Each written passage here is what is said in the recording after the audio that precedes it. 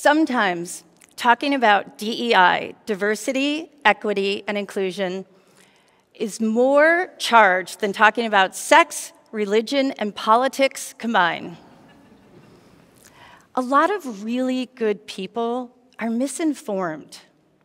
As the original co-founder of the Lean In movement with Sheryl Sandberg, former COO of Facebook, I have been leaning in for a decade, helping women reach their career ambitions and helping to create a more equal world.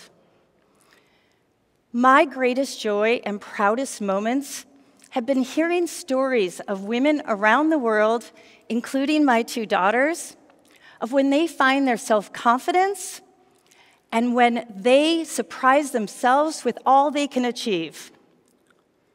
I had my second moment of optimism when America's CEOs vowed to embrace inclusive hiring, promote underrepresented individuals, and narrow the gender pay gap in the wake of George Floyd's murder in 2020. But here we are. Not only have companies taken their foot off the gas pedal, they've slammed on their brakes to DEI. In fact, that acronym DEI has hit its all-time low on corporate earnings calls since 2012. It's like throwing a rock through a window. In some cases, people are using DEI as a personal or political weapon. At Lean In, we ask people, what would you do if you weren't afraid? Today, I ask you to reimagine inclusion to be beneficial to everybody, everywhere, to understand why it's stalled and why it's failed in some cases, and to imagine all of us working together to take what was a moment and turn it into a movement. But this time, let's do it right. First, DEI is a business imperative. McKinsey has been studying this for almost a decade. Their recent study in 2023, involving over 1,200 companies worldwide, showed that when companies had gender and racial representation in the top 25%, they outperformed by 39%. So ask yourself, are your executive teams reflective of the consumers you sell to today and in the future? And if not, what should it look like? And are you interested in attracting top talent and reducing expensive employee turnover costs and increasing employee motivation? Because Ernst & Young did a 2023 study that shows that Gen Z workers, 3/4 of them, want DEI to be a top priority. This is not a one-time initiative. This is a long-term process. Progress stalled because many companies rushed the optics and the substance was lost. A great example of a leader committed to diversity and inclusion is Jamie Dimon. You probably have heard of him, chairman and CEO of JP Morgan Chase. I had the opportunity to meet Jamie at his New York headquarters on a snowy March day because we launched Lean In there at his annual CEO Summit. Jamie was one of the first CEOs to publicly pledge that his company was leaning into gender equality. His company was leaning into gender equality, not just its women. In his most recent shareholder letter, Jamie outlined 18 diversity and inclusion initiatives that he continues to measure the success.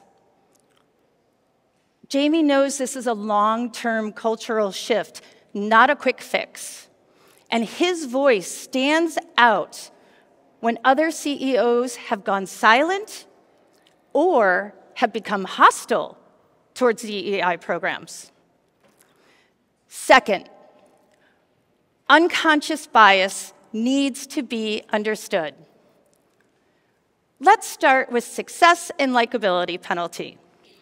The more successful a man gets, the better liked he is. The more successful a woman gets, the less liked she is by both men and women.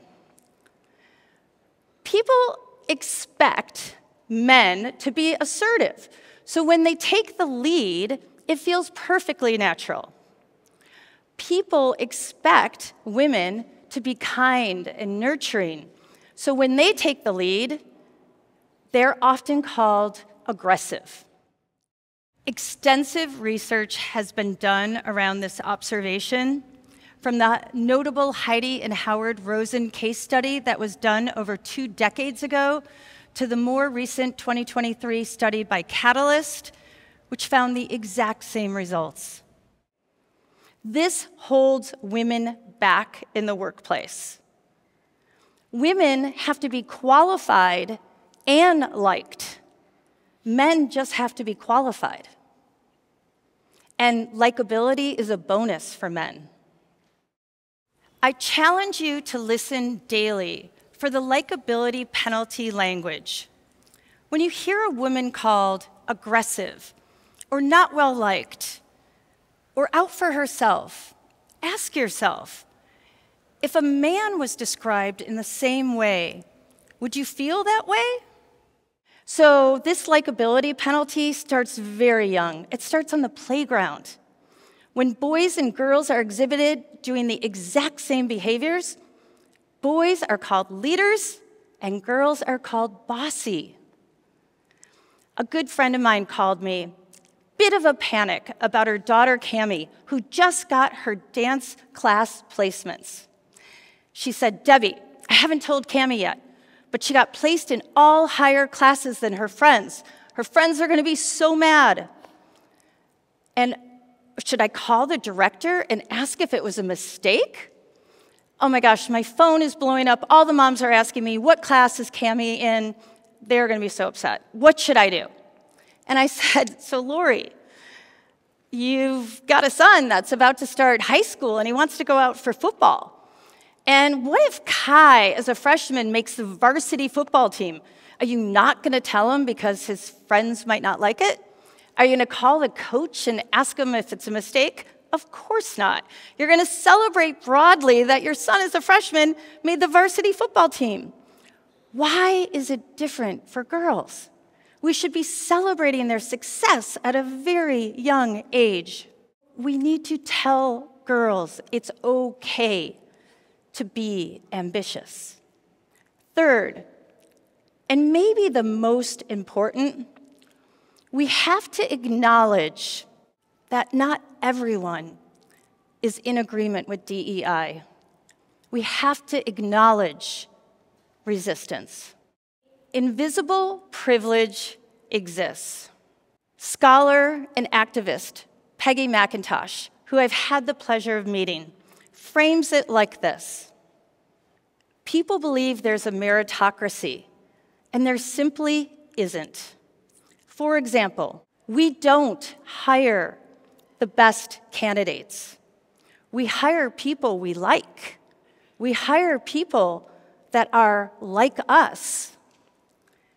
There's a name for this. It's called the affinity bias.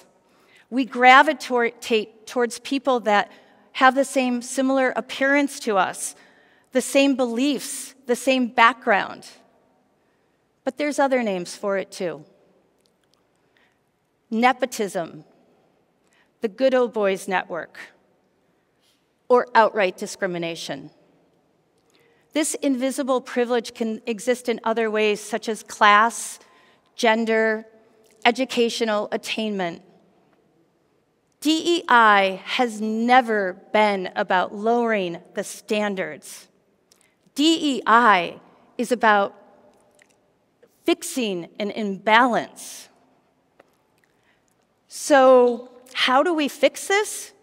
We create safe places to have real conversations with people with different backgrounds and beliefs than ourselves, to create authentic understanding.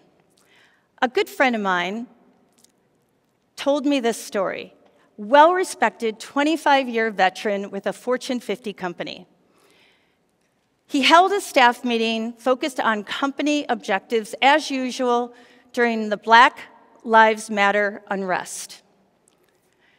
Following the meeting, his team members came to him one by one, wanting to speak with him privately, but they all had the same thing to say. They said, "Why did you say nothing about what is happening in our streets with all the protests, especially because you're Black, and not allow us to have a conversation?"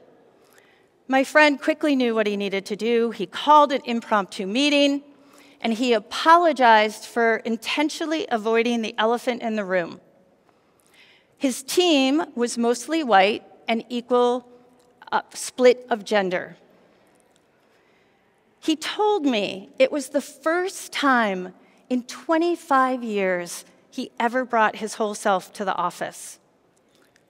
He led with a story of his family heritage, and he told his team what it was like for him being Black, growing up in an almost all-white neighborhood, and taught to blend in and not draw attention to his skin color, and not share beliefs or music that might be different from others.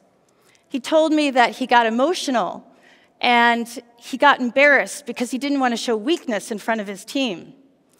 Yet he said it was that moment of vulnerability that cracked open the entire dynamic of the team, and everybody began to share.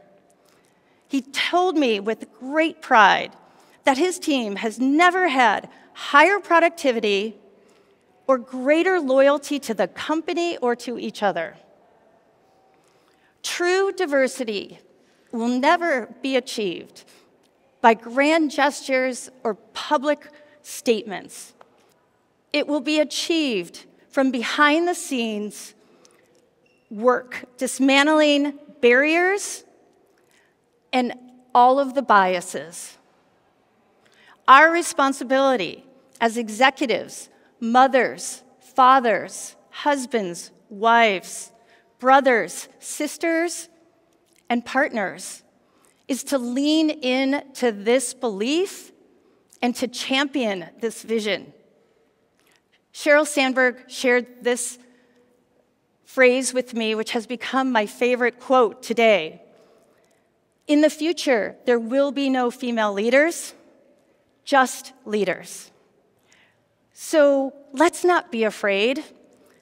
Let's work together and become the best version of ourselves and be inclusive of each other. Thank you.